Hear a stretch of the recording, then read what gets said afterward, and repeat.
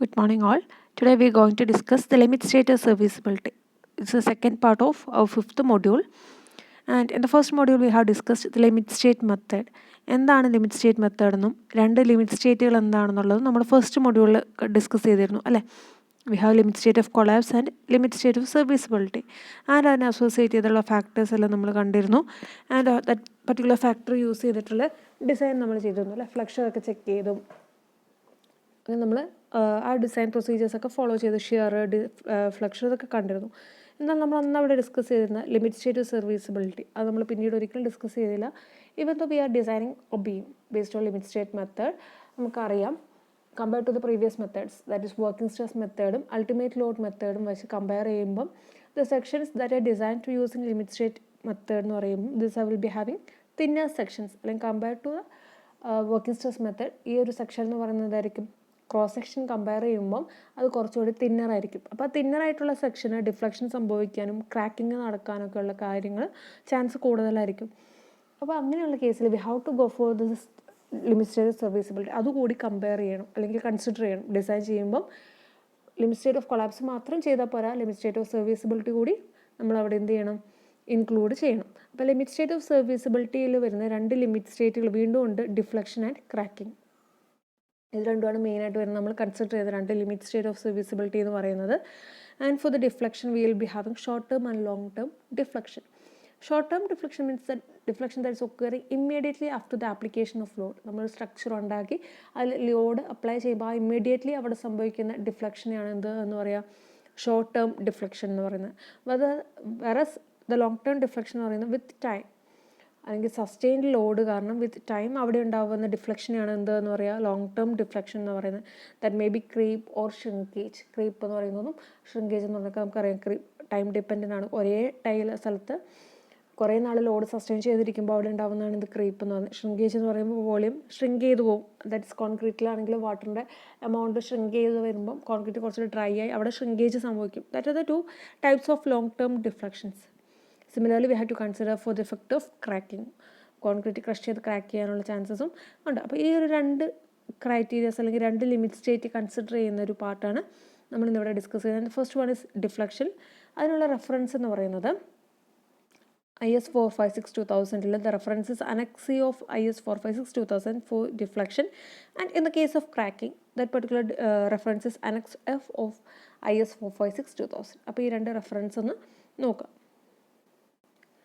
And short term deflection simply supported ബീമിൽ UDL വരുന്ന ഒരു സിറ്റുവേഷനിൽ the short term deflection is given by delta is equal to 5/384 WL⁴ divided by EI, where I is the effective moment of inertia. Effective ആയിട്ട് ആ ഒരു സെക്ഷനിൽ we know that there occurs deflection, there occurs cracking, and there occurs an actual change from the actual or gross moment of inertia. ആ ഒരു സെക്ഷന് cracking സംഭവിക്കുന്നതിന് മുന്നേ അവിടെ ഉണ്ടാകുന്ന ആ moment of inertia will be changing after considering the effect of deflection and this cracking. So ആ ഒരു പുതിയൊരു ഇതായിട്ട് വരുന്ന അല്ലെങ്കിൽ ഇൻഎഫക്റ്റ് വരുന്ന അവിടുത്തെ മൊമെൻറ്റ് ഓഫ് ഇനേർഷ്യയാണ് ഐ ഇഫക്റ്റീവ് എന്ന് പറയുന്നത്. And it is given by this equation IR divided by 1.2 minus MR divide by M into Z by D in brackets 1 minus X by D into W by B. ഇതാണ് ഈ effective കണ്ടുപിടിക്കാനുള്ള equation. അപ്പോൾ short term ഡിഫ്ലക്ഷൻ്റെ equation delta ആണെങ്കിൽ ഓരോന്ന് കണ്ടുപിടിച്ച് എവിടെ കൊണ്ടിടുക, ആ ഇക്വേഷനിൽ സബ്സ്റ്റിറ്റ്യൂട്ട് ചെയ്യുക. Then you will get the value of short term deflection delta. And there the W is a load, L is a span, E is a Young's modulus of concrete, and I is I effective. Coming to the Young's modulus of concrete, we have 5000 root FCK for the Young's modulus of concrete, which is a short term modulus of elasticity of concrete.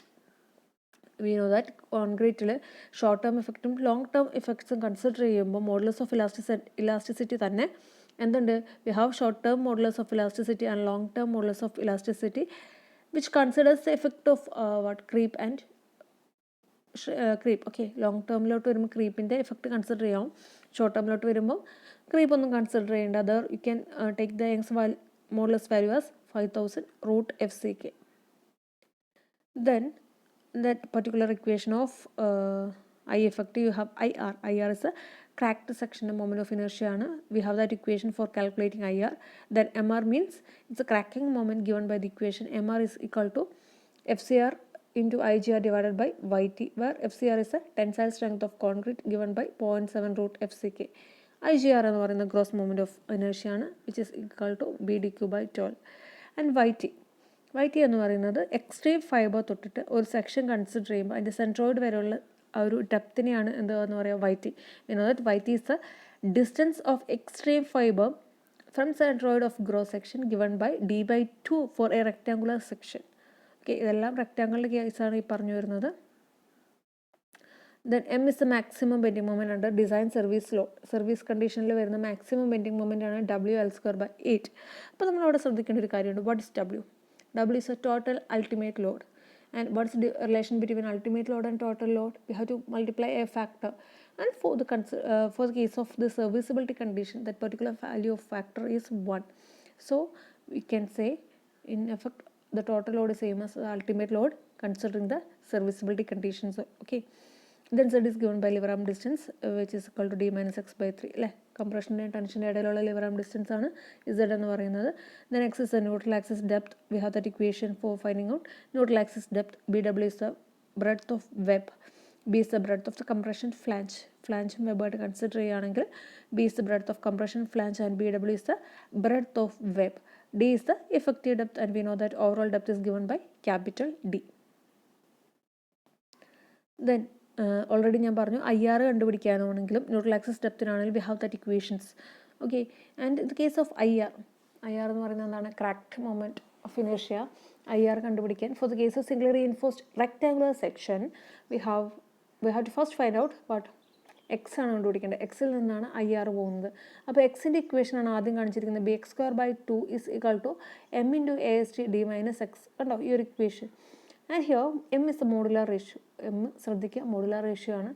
And M is given by ES by EC, Young's modulus of steel to the Young's modulus of concrete. Okay, M is the ratio of Young's modulus of steel to the Young's modulus of concrete. And we know that Young's modulus of steel in the value എന്ന് പറയുന്നത് it is 2 into 10 to the power 5 Newton per mm square. And coming to the case of Young's modulus of concreteൻ്റെ കാര്യം പറയുകയാണെങ്കിൽ short term effect ആണെങ്കിൽ Young's models of concrete എത്രയായിരിക്കും? 5000 root FCK ആണ്. Long ടേമിലോട്ട് വരുമ്പോൾ creep കൂടി കൺസിഡർ ചെയ്യണം. Okay, just leave that part. ഇവിടെ M എന്ന് പറയുന്നത് എന്താണ്? ES by EC ആണ്, റെക്ടാങ്കുലർ സെക്ഷൻ ആണെന്നുണ്ടെങ്കിൽ. And we have that equation for finding out X. ഇതിൽ കാണുന്ന first equation that is BX²/2 is equal to M into AST D minus X ൽ നിന്ന് നമ്മൾ എന്ത് കണ്ടുപിടിക്കും? X എന്ന value, that is neutral axis depth, നമ്മൾ അവിടെ നിന്ന് കണ്ടുപിടിക്കും. അത് കഴിഞ്ഞിട്ട് ഉടനെ നമ്മൾ എന്ത് ചെയ്യുക? IR, ദാറ്റ് ഇസ് ക്രാക്ട് സെക്ഷൻ്റെ moment of inertia. IR is determined from the second equation, that is BX³/3 plus MAST into D minus X the whole square. എല്ലാ വാല്യൂസും അറിയാം. സബ്സ്റ്റിറ്റ്യൂട്ട് ചെയ്യാൻ find out the value of IR. Okay, similarly in the case of W reinforced section we have that two set of equations. Again, first equation വെച്ചിട്ട് നമ്മൾ neutral axis depth കണ്ടുപിടിക്കും. Second equation വെച്ചിട്ട് നമ്മൾ എന്ത് ചെയ്യും? IR, that is moment of cracked section. Okay, ഈ രണ്ട് കാര്യങ്ങളാണ് നമ്മൾ ഇവിടുന്ന് ഡിറ്റർമൈൻ ചെയ്യുന്നത്. In the first equation U can C an unknown term ASC. What is ASC? Area of compression steel. Then D dash is the effective cover. Then coming to the third case, that is the case of singly reinforced flanged section. ഫ്ലാഞ്ചിലോട്ട് വരുമ്പം we have the equation for that is first രണ്ട് case, ഫ്ലാഞ്ചിൽ തന്നെ രണ്ട് case consider ചെയ്യാം. First one എന്ന് പറയുന്നത് that is you can see the figure neutral axis line within the flange, and the second figure you can see neutral axis line within the web. രണ്ട് case ഉണ്ട്. അതിൽ ഫസ്റ്റത്തെ neutral axis line within the ഫ്ലാഞ്ചിൽ first equation വെച്ച് X കണ്ടുപിടിക്കുക, second equation വെച്ചിട്ട് cracking moment determine ചെയ്യുക. Similarly in the second case that is neutral axis വെബിലാണെന്നുണ്ടെങ്കിൽ first ഇക്വേഷനിൽ വെച്ചിട്ട് നമ്മൾ എന്ത് ചെയ്യും? X കണ്ടുപിടിക്കും. സെക്കൻഡ് ഇക്വേഷൻ വെച്ചിട്ട് IR കണ്ടുപിടിക്കും. ഇതാണ് ഷോർട്ട് ടേം ഡിഫ്ലക്ഷൻ്റെ കാര്യം പറയാൻ. Then coming to the case of long term deflection, annex Fലുണ്ട് കാര്യങ്ങൾ ഫുള്ള്.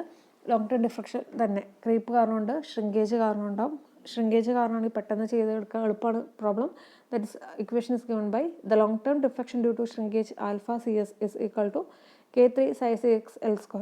അതാണ് ആ ഇക്വേഷൻ എന്ന് പറയുന്നത്. അവിടെ തന്നെ K3 എന്ന് പറയുന്നത് it's A constant that depends upon the support condition. Support condition base ചെയ്തിട്ടാണ് ഇത് K3 എന്ന കോൺസ്റ്റൻറ്റ് എടുക്കുക. നമുക്കറിയാം സപ്പോർട്ട് കണ്ടീഷൻ ക്യാൻറ്റിലിവർ ആണെങ്കിൽ the value of K3 is 0.5, simply support ആണെങ്കിൽ 0.125, കണ്ടിന്യൂസ് ആണ്, ഡിസ്ക് ഫുള്ളി കണ്ടിന്യൂസ്. ഓക്കെ, ആ ഒരു വാല്യൂസ് എല്ലാം കൂടുതൽ തന്നെയുണ്ട്. അപ്പോൾ K3 എന്ന് പറയുന്നത് സപ്പോർട്ട് കണ്ടീഷനെ ബേസ് ചെയ്തെടുക്കുന്നൊരു കോൺസ്റ്റൻ്റ് ആണ്. Then size CS X size CS means it's a shrinkage curvature ആണ്. ആൻഡ് അത് വാല്യൂ കണ്ടുപിടിക്കുന്നത് എങ്ങനെയാണ്? K4 എന്ന് പറയുന്നത് it's based on PT minus PC. PT എന്ന് പറയുന്ന percentage of tensile strain, PC means the percentage of compression reinforcement. PT is given by 100 AST BD, PC is given by 100 ASC BD അല്ലേ? Right സൈഡിൽ നിങ്ങൾക്ക് equations കാണാം. അതിൽ നിന്ന് നമ്മൾ എന്ത് PT മൈനസ് PC വാല്യൂ കണ്ടുപിടിക്കും. If the value of PT minus PC is in between 0.25 and 1, then you can find out the value of K4 from the first equation. Okay, you can say in the equation K4 is equal to 0.72 PT minus PC divided by square root of PT. ആദ്യത്തെ equation വെച്ച് നമുക്ക് K4 കണ്ടുപിടിക്കാം. ഇനി if the value of PT is minus PC is greater than or equal to 1 എന്നുള്ള condition ആണെങ്കിൽ you will get the value of K4 as 0.65 into PT minus PC divided by square root of PT. അപ്പോൾ K4ൻ്റെ value എന്ന് പറയുന്നത് mainly it depends upon PT minus PC value. Then you can say epsilon CS. Epsilon CS is the ultimate shrinkage strain of concrete, and that value is obtained from, unless it is not given, you can go and refer IS 456-2000 clause 6.2.4.1 where epsilon CS is given as 0.0003. Then D is overall depth, and from by substituting all this value, you will get the value of shrinkage curvature SICS. Okay. Then that's all about the long-term deflection due to shrinkage. Then coming to the third type of deflection, that is the long-term deflection due to creep, where ACC permanent is given by AICC permanent minus AI permanent, where ACC permanent എന്ന് പറയുമ്പോൾ creep deflection due to permanent load നമുക്ക് കണ്ടുപിടിക്കേണ്ട സാധനം. Then AICC permanent means initial plus the creep deflection due to permanent load, and it is obtained by using an elastic analysis with an effective modulus of elasticity ECE or EC എന്ന് പറയുന്നത് Young's modulus of കോൺക്രീറ്റിന് പകരം നമ്മളിവിടെ എന്തുകൂടി consider ചെയ്യണം? ക്രീപ്പിൻ്റെ effect കൂടി consider ചെയ്യണം. So EC will be change to ECE or EC theta എന്നൊക്കെ നമുക്ക് പറയും. ECE means that's Young's modulus or the long term Young's modulus of concrete. Long term effect കൂടി കൺസിഡർ ചെയ്തിട്ടുണ്ടാവുന്ന യങ്സ് മോഡുലസ് ആണ് എന്ത്? ECE എന്ന് പറയുന്നത്. Then we have AI permanent is a short term deflection that is due to permanent load using EC. അപ്പോൾ ECE എന്ന് പറയുന്നത് EC by 1 plus theta ആണ്. where theta is the creep coefficient whose value can be taken from clause 6.2.5.1 of IS 456-2000. Okay. അപ്പോൾ ഇത്രയാണ് long term deflection എങ്ങനെയാണെന്നും short term deflection എങ്ങനെയാണെന്നും കണ്ടുപിടിക്കാനുള്ള set of equations ആണ് ഇപ്പോൾ നമ്മൾ ഡിസ്കസ് ചെയ്തത്. V have short term deflection and long term deflection.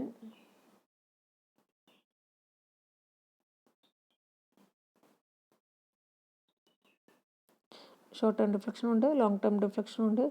Short ടേമിലോട്ട് വരുമ്പോൾ എന്തൊക്കെയുണ്ട്? ഒരു ഒറ്റ ഇക്വേഷൻ ഡെൽറ്റേൻ്റെ ഒരു ഇക്വേഷൻ ഉണ്ടാവും.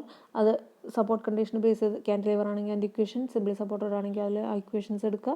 അതിൽ ഐ എഫക്റ്റീവ് ആണ് നമ്മൾ കണ്ടുപിടിക്കേണ്ടത്. ഐ എഫക്റ്റീവിൽ ഓരോന്ന് കണ്ടുപിടിച്ചുകൊണ്ട് സബ്സ്റ്റിറ്റ്യൂട്ട് ചെയ്യുക.